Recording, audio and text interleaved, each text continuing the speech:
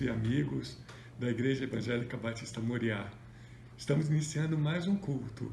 Que a presença de Deus esteja no coração de cada um de vocês e que tenhamos um bom culto.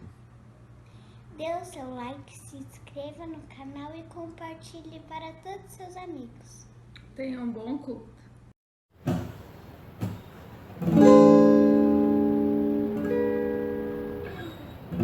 A nossa estrela da manhã, Cordeiro Santo que nos trouxe a paz, em tuas mãos está todo vencer. Resposta a todo aquele que clama, a verdade é a tua palavra e não podes mentir. Por isso estamos aqui. És a nossa estrela da manhã, Cordeiro Santo que nos trouxe a paz. Em tuas mãos está todo vencer. Resposta a todo aquele que clama, a verdade é a tua palavra e não podes mentir. Por isso estamos aqui.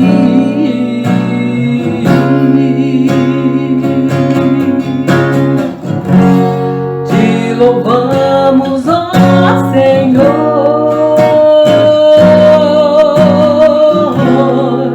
pelo teu imenso amor. Manifesta o teu perdão e poder, e assim vamos te adorar para sempre,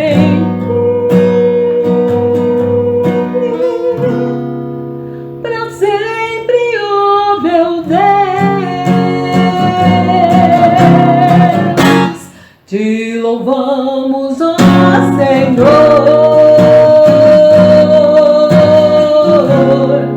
pelo teu imenso amor.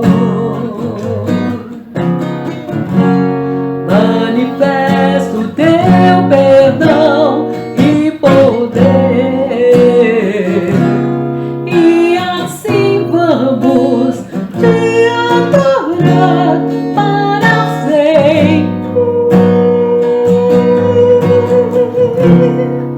para sempre, ó meu Deus, para sempre, ó meu Deus, para sempre, ó meu Deus.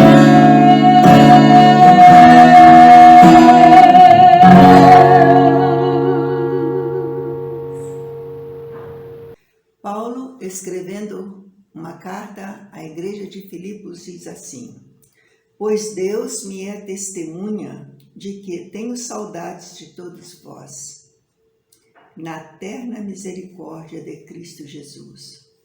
Isto peço em oração, que o vosso amor aumente mais e mais no pleno conhecimento e em todo discernimento, para que aproveis as coisas excelentes, a fim de que sejais sinceros e sem ofensas até o dia de Cristo, cheios do fruto da justiça, que vem por meio de Jesus Cristo, para a glória e louvor do nosso Deus. Amor, conhecimento, ternura, misericórdia e principalmente discernimento para vivermos neste momento em que o mundo todo está angustiado pela epidemia. Que nós possamos ser revestidos deste amor, deste conhecimento, compreensão e discernimento para sabermos escolher as coisas boas que se nos apresentam. Amada Igreja, eu penso como Paulo, e é este o desejo que tenho para todos nós. Oremos. Senhor, nosso Deus e nosso Pai, Tu sabes do nosso coração de desejo de Te servir e saudade dos nossos irmãos, a vontade de estarmos ajudando-nos uns aos outros, de proclamarmos o Teu Evangelho e o Teu amor. Revista-nos, ó Pai, do Teu amor, para que possamos continuar sendo abençoados e podermos abençoar aos que estão ao nosso redor.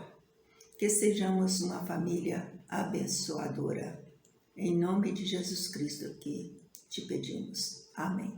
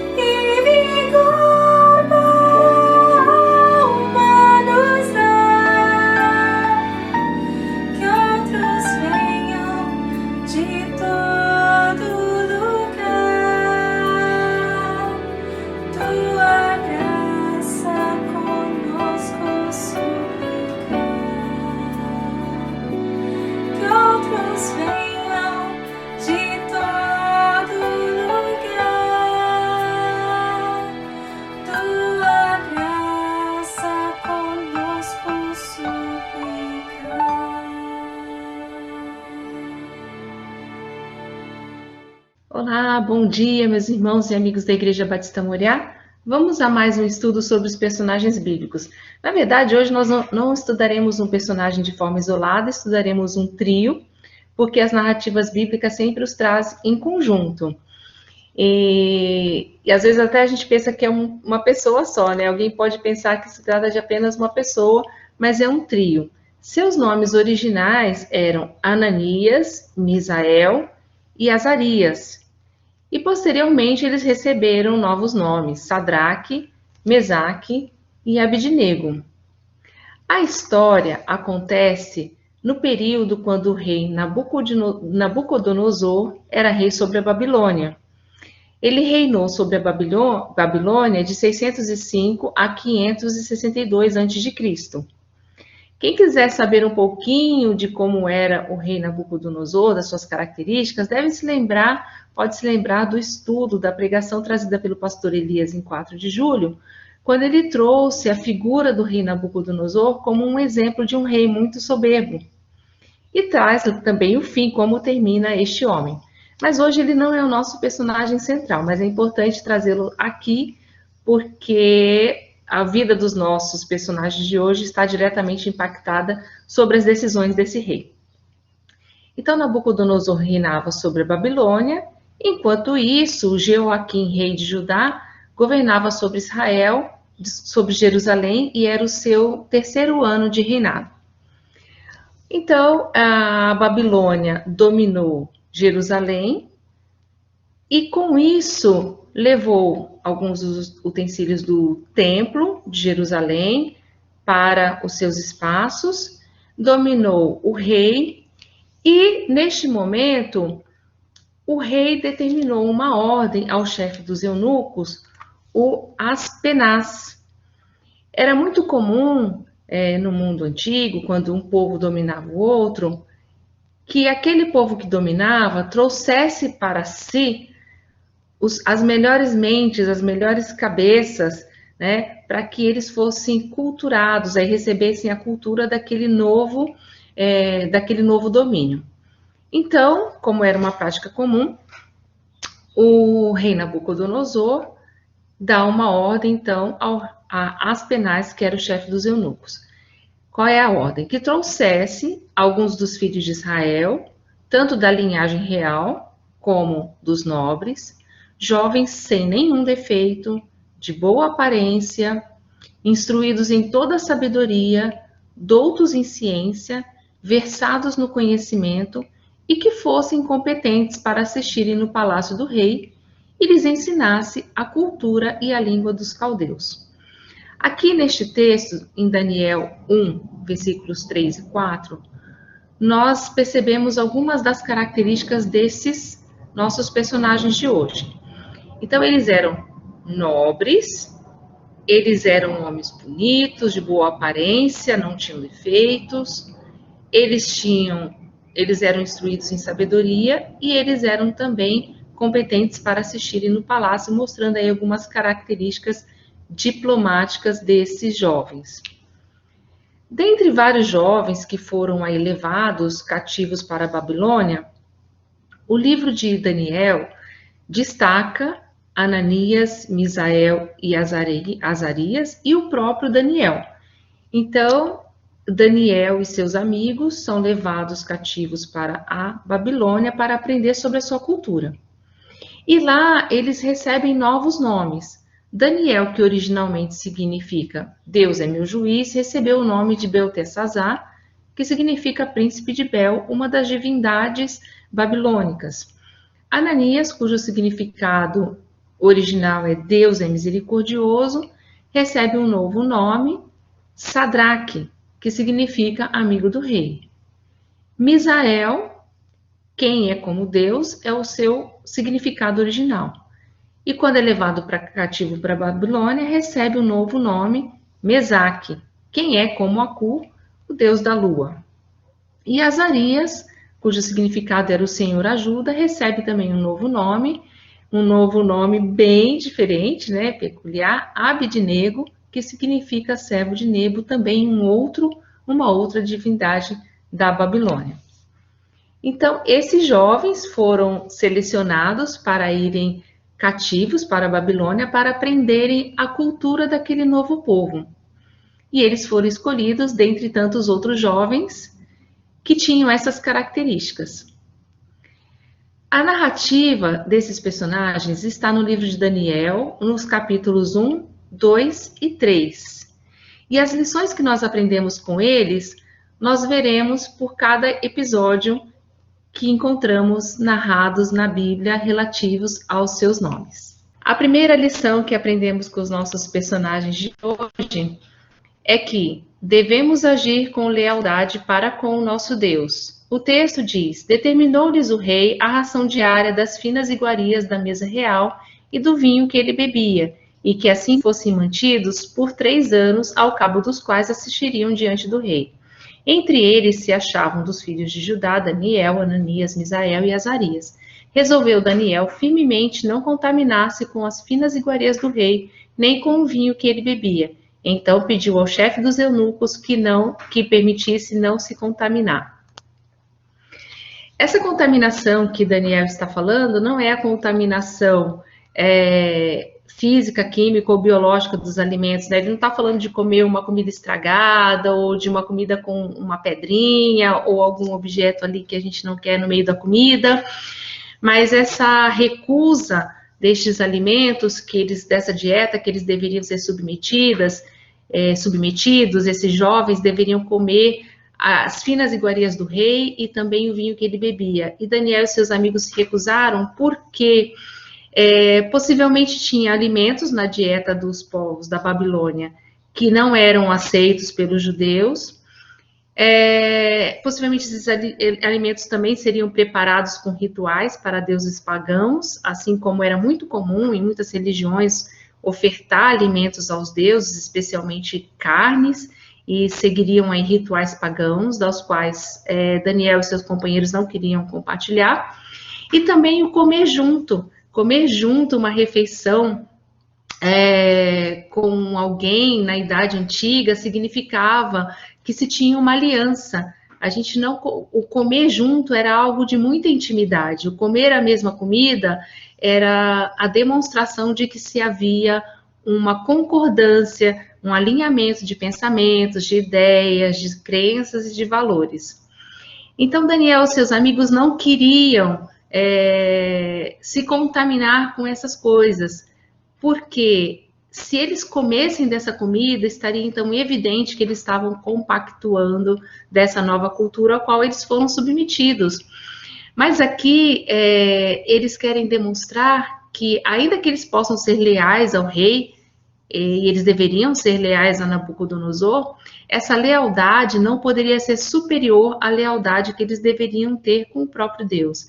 Então eles reconheceram os valores que são negociáveis e aqueles que não são. Eles não se queixaram dos novos nomes que eles receberam, eles estavam ali estudando, né, aquela nova cultura, mas chega um momento em que a gente tem que dizer, não, isso aqui não dá, isso aqui eu não faço, isso aqui eu não abro mão.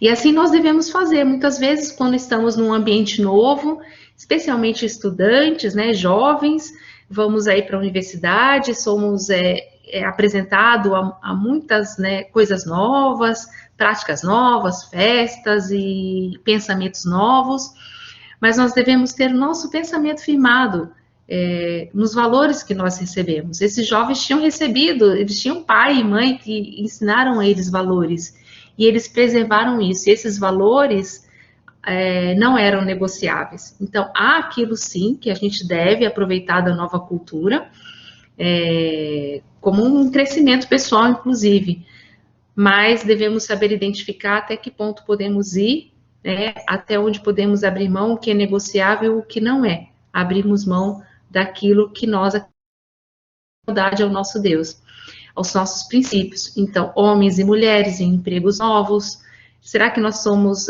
obrigados a fazer práticas que muitas vezes nós não concordamos? E aí, então, nós devemos ficar atentos. Porque esses jovens, eles foram leais ao seu Deus. Eles corriam risco até de serem mortos, de serem descobertos, que tinham recusado a comida do rei. Então, esse era um risco que eles corriam. Eles corriam o risco de ficar desnutridos, porque estavam comendo uma dieta reduzida, com restrições. Eles corriam o risco de serem excluídos. Mas vejam os resultados dessa lealdade desses jovens. No fim de 10 dias, comendo essa dieta só de vegetais e água, a aparência deles era melhor, eles estavam mais robustos do que todos os outros jovens que comiam as iguarias do rei. Uma outra consequência, um outro resultado foi que Deus deu a esses jovens conhecimento e inteligência em toda a cultura e sabedoria, e a Daniel deu a inteligência de todas as visões e sonhos. E uma outra consequência, um outro resultado, é que eles se destacaram demais de todos os outros magos e encantadores que haviam em todo o reino da Babilônia. Aí em Daniel 1, de 19 a 20, né, a gente vê que o rei Nabucodonosor reconhece essa diferença entre deles para os demais, e os coloca num lugar de honra nas províncias da Babilônia. Então, a lealdade ao nosso Deus, ela deve ser algo que devemos buscar, e com certeza teremos resultados positivos em relação às nossas atitudes também. A segunda lição que nós aprendemos com esses 3 jovens está relacionada ao segundo episódio. E a segunda lição é: devemos orar em comunidade para a solução de mistérios complexos. Devemos orar em comunidade para a solução de mistérios complexos. Daniel 2, de 17 a 19, diz: Então Daniel foi para casa e fez saber o caso a Ananias, Misael e Azarias, seus companheiros, para que pedissem misericórdia ao Deus do céu sobre este mistério, a fim de que Daniel e seus companheiros não perecessem como o resto dos sábios da Babilônia. Então foi revelado o mistério a Daniel numa visão de noite. Daniel bendisse o Deus do céu.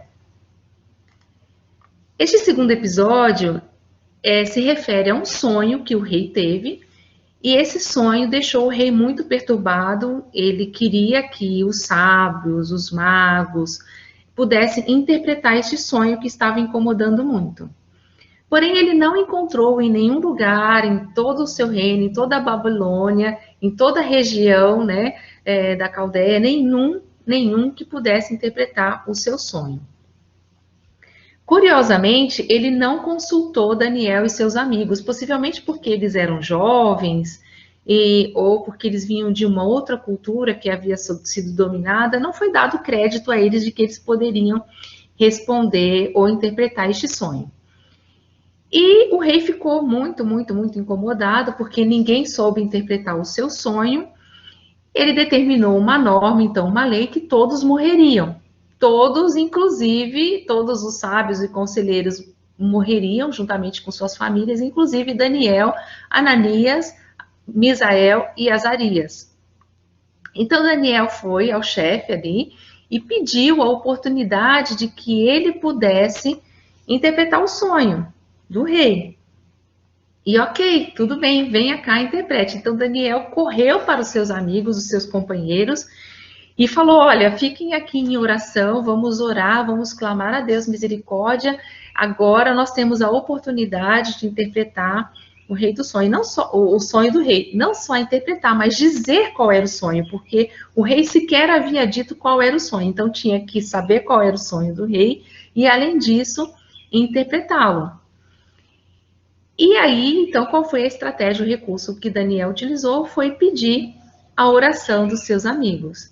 E eles oraram. E qual foi o resultado, então, que nós vimos aqui, neste texto que eu relatei, é que Daniel, então, recebeu durante a noite a resposta para esse mistério complexo que envolvia o rei e uma decisão que ele tomou, que era de matar a todos. Então, Daniel pôde interpretar o sonho do rei, e com isso, a partir disso, o rei revogou a sua norma de que deveriam ser todos mortos e trouxe aí um benefício para Daniel e para seus amigos. Devemos orar, meus irmãos, em situações complexas, situações difíceis. Às vezes nós queremos resolver tudo com as nossas próprias mãos.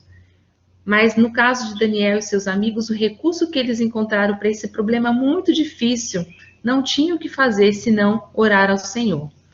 E assim muitas vezes acontece com a gente está passando uma situação muito difícil, quase que em risco de morte. Está tudo obscuro, nada é revelado, está tudo esfumaçado, confuso. E às vezes nós queremos caminhar sozinhos. Mas nós devemos nos lembrar dos amigos de Daniel, porque eles foram chamados por Daniel para orarem por ele. Se queremos ter clareza das coisas, compreender as coisas complexas, que tal nós colocarmos diante de alguns amigos, aqueles próximos, os nossos pedidos de oração? Nós todos devemos ter os nossos companheiros, né? O nosso trio, o nosso Ananias, Misael e Azarias, com quem nós possamos contar para pedir oração. Deus resolveu aquele problema, deu a direção. Há algumas situações que nós realmente não podemos falar, assim como aquela história que nós vimos da mulher que tinha uma hemorragia e ela não podia contar o seu problema. Mas alguns problemas, sim, nós devemos pedir oração. Está enfrentando algum problema difícil, grande, obscuro, você não tem clareza, um problema difícil no seu trabalho, vai receber um diagnóstico que você tem medo. Então, entre em contato com seus amigos, vá até os aposentos deles, assim como Daniel fez, foi até os seus aposentos, e peça a elas que orem por você. Mas tem um outro detalhe também aqui nessa história, porque depois que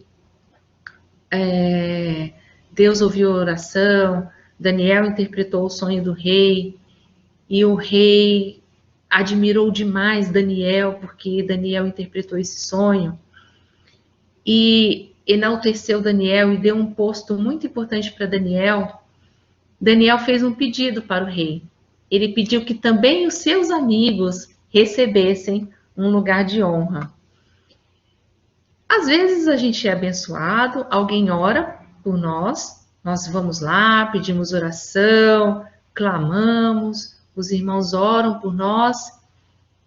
Às vezes nós estamos numa situação de desemprego, uma situação difícil, um casamento, uma gravidez, não é? Ore para que eu fique grávida, ou para que eu consiga um emprego, ou para que resolva-se esse problema na minha família. E às vezes a gente não volta para agradecer. Sequer leva um bombom para aquele que orou para que a gente conseguisse um emprego. Então aqui ficou muito claro que Daniel foi honrado, mas ele também pediu que o rei honrasse aos seus amigos. E qual terá sido então a consequência desse ato de oração? Os resultados por eles terem orado juntos por problemas complexos. O rei enalteceu e engrandeceu Daniel e deu a ele muitos presentes e o pôs governador de toda a província da Babilônia. E o fez chefe supremo de todos os sábios da Babilônia. E aí, a pedido de Daniel, o rei constituiu a Sadraque, Mesaque e Abidnego sobre os negócios da província da Babilônia. E Daniel permaneceu ali na corte do rei. Então, essa foi a segunda lição que aprendemos com Daniel e seus amigos. A terceira e última lição que aprendemos com os nossos personagens, ela está relatada no capítulo 3 do livro de Daniel e agora apenas aparece em Sadraque, Mesaque e Abidnego. Daniel possivelmente não estava junto ali, possivelmente ele estava numa demanda política e possivelmente não estava, mas é um texto bastante conhecido que se refere a esses três jovens quando Nabucodonosor constrói uma estátua grande, muito grande, aí de 27 metros de altura, e baixa uma determinação de que todos deveriam adorar a essa imagem quando ouvisse o som de vários instrumentos. Mas chegou então aos ouvidos do rei que alguns jovens, Sadraque, Mesaque e Abidnego, se recusavam a se curvar diante da estátua. Então, diante disso, o rei Nabucodonosor foi tirar a prova, verificar se era isso mesmo, e chegou a esses jovens e lhes disse: é verdade, ó Sadraque, Mesaque e Abidnego, que vós não servis aos meus deuses, nem adorais a imagem de ouro que levantei? Porém, se não a adorardes, sereis no mesmo instante lançados na fornalha de fogo ardente. E quem é o Deus que vos poderá livrar das minhas mãos? Responderam Sadraque, Mesaque e Abednego ao rei: Ó Nabucodonosor, quanto a isto, não necessitamos de te responder. Se o nosso Deus, a quem servimos, quer nos livrar, ele nos livrará da fornalha do fogo ardente, das tuas mãos, ó rei. Se não, fica sabendo, ó rei, que não serviremos a teus deuses, nem adoraremos a imagem de ouro que levantaste. Então, aqui, esses jovens, no ato de extrema coragem, se recusam a se curvar diante da estátua do rei Nabucodonosor. E, como o rei havia imposto, então, quem se recusasse seria lançado na fornalha de fogo ardente. E foi isso que aconteceu. Eles foram amarrados da forma mesmo como estavam vestidos, com seus mantos, e os 3 foram lançados naquela fornalha que era muito, muito quente. Então, era uma fornalha que fundia metais, possivelmente aí passavam os 1.800 graus Celsius. Quem já se queimou com o vapor da água, que chega a 100 graus, sabe que dói. Quem queimou com óleo de cozinha numa fritura sabe que dói mais ainda, porque a temperatura do óleo é ainda maior, mas o óleo chega a 200 graus. Mas aquela fornalha, uma temperatura possivelmente de 1.800 graus, e um detalhe que o rei mandou aquecer 7 vezes mais do que era costume. Então, jogou aqueles 3 homens amarrados lá dentro. Os homens que lançaram esses jovens dentro da fornalha se queimaram só de se aproximar, morreram queimados.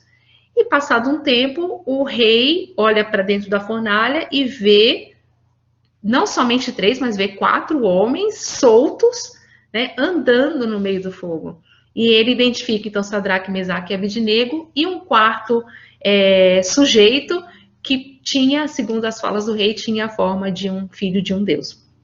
O rei fica muito admirado com aquela situação, manda retirar, chama eles para fora, vem para fora, e a partir daquele momento o rei reconhece que o Deus de Sadraque, Mesaque e Abednego foi o Deus que os livrou.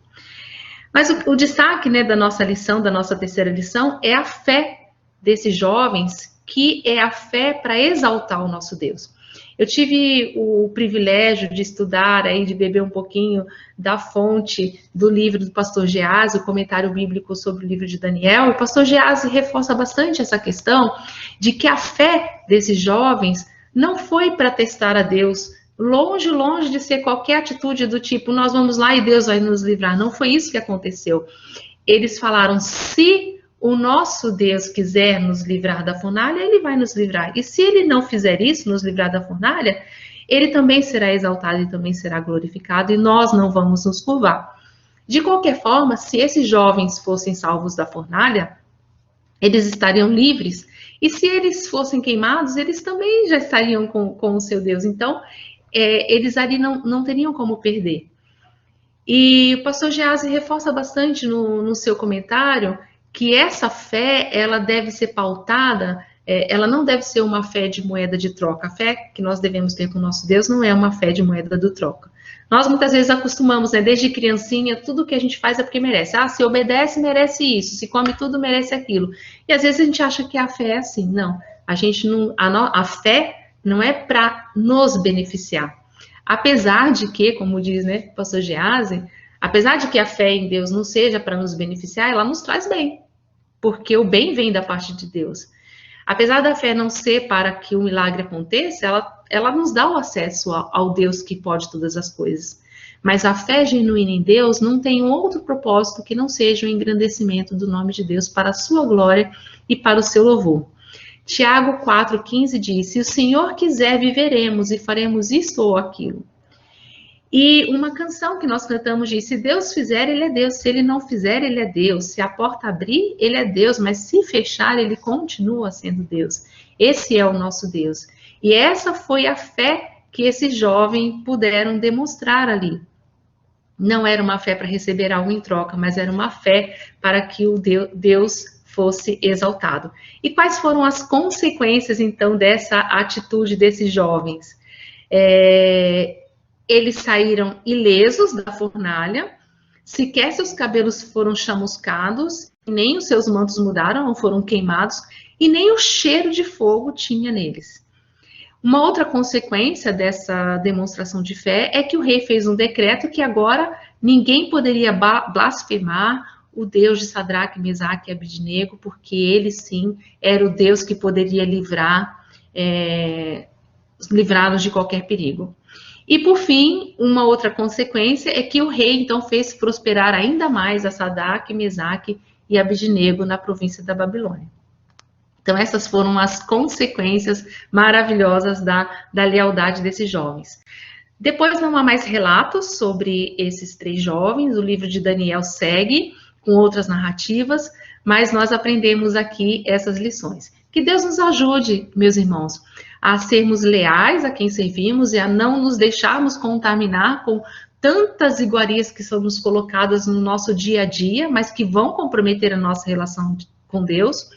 Que nós possamos orar juntos nas situações difíceis, onde houver mistério, onde houver dúvida, que nós possamos ter a clareza, a direção de Deus e contar com a oração uns dos outros. E também que a nossa fé possa ser uma fé genuína, que não busque o nosso próprio prazer, mas sim que a nossa fé seja na intenção de exaltar e de glorificar o nosso Deus. Que Deus nos ajude e que nos dê sempre a oportunidade de estarmos juntos aprendendo sobre a sua palavra. Um grande beijo a todos e saudade. Fiquem com Deus.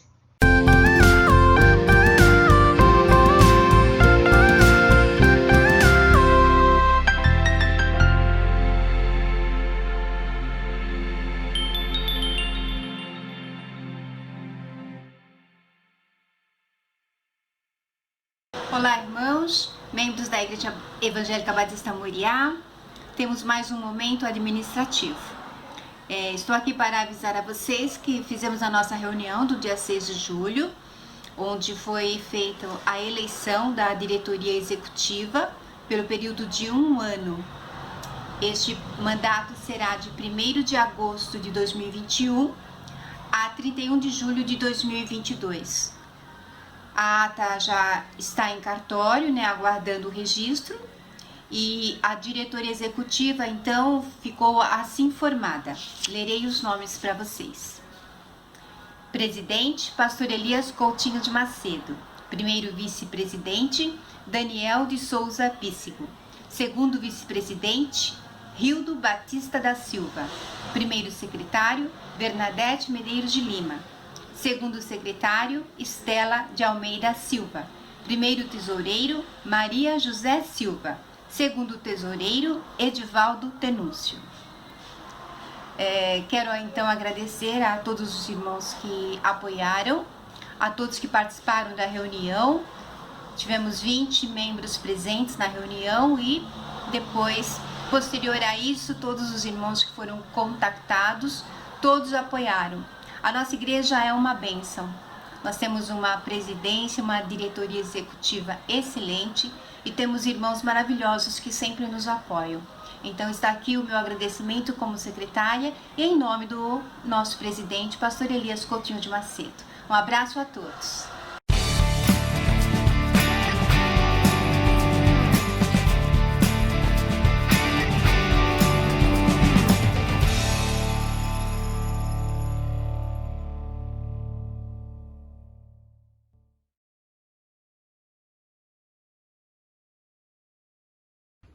Isaías 61, levanta-te e resplandece, porque já vem a tua luz. Esse texto e o sermão que o pastor Elias pregou sobre nós como a luz do mundo foi muito importante e me lembrou de algumas canções que falam sobre a luz, né? E quando eu estava crescendo aí no Brasil, nas nossas igrejas, era costumeiro a gente ter uma parte no culto que a gente falava a história dos hinos, né? Existia uma série de livros chamada Se os Hinos Falassem e a gente aprendia muito de como essas canções foram compostas. Daí eu fiquei pensando numa canção que tem variações muito grandes em termos de melodia, mas uma versão que foi criada, composta comunitariamente através dos afrodescendentes dos negros aqui nos Estados Unidos, chamada Minha Pequena Luz. E eu resolvi então gravar essa música para vocês ouvirem e queria contar um pouquinho da história dela. A Minha Pequena Luz, o texto em inglês, This Little Light of Mine, é uma canção que ficou sendo parte do movimento pelos direitos civis nos Estados Unidos, e conta-se uma história que uma vez a perseguição contra Martin Luther King Jr., Dr. Reverend Martin Luther King Jr., foi muito grande, porque ele era um pacifista, ele era um homem cristão, um pastor, que acreditava que a gente deveria ser julgado não pela cor da nossa pele, mas por quem nós somos. E a luta dele foi muito grande, e ele fez muitos inimigos. E em muitas ocasiões, ele foi ultimamente assassinado, mas em muitas ocasiões as pessoas iam até sua casa, seu hotel, o hotel onde ele estava hospedado, e tentavam matá-lo, e tentavam atentar contra a sua vida. E conta-se que uma noite eles estavam na casa do Dr. King Jr. em Atlanta, e havia assim, um piquete de gente do lado de fora, com pedra, com armas, e dentro os cristãos e o Dr. Martin Luther King Jr. Estavam lá sem saber muito bem o que iria acontecer, meio que vigiando durante a noite, orando. E uma das canções que ficou sendo parte desse movimento, fora da casa de Luther King, mas também especialmente nessa noite, foi que eles todos se juntaram e cantaram a noite inteira. Minha pequena luz, eu vou deixar brilhar. E eu sempre fiquei muito fascinada com essa música, e pensando de que quando a gente é perseguido, quando a gente está em situação de que a nossa vida está em perigo, a coisa mais difícil é a gente deixar a nossa luz brilhar, né? A gente fica no escuro. Provavelmente naquela noite, na casa de Dr. Luther King, Martin Luther King Jr., as luzes estavam todas apagadas. Eles estavam meio que silenciosos, mas cantando que essa pequena luz não se apagará, que a gente vai deixar ela brilhar. Ninguém vai conseguir apagar essa luz. Por onde a gente for, a gente vai deixar essa luz brilhar. Jesus é a luz do mundo, e nós, como estamos ligados em Jesus, também refletimos essa luz. Queria deixar com vocês essa pequena história do hino Minha Pequena Luz.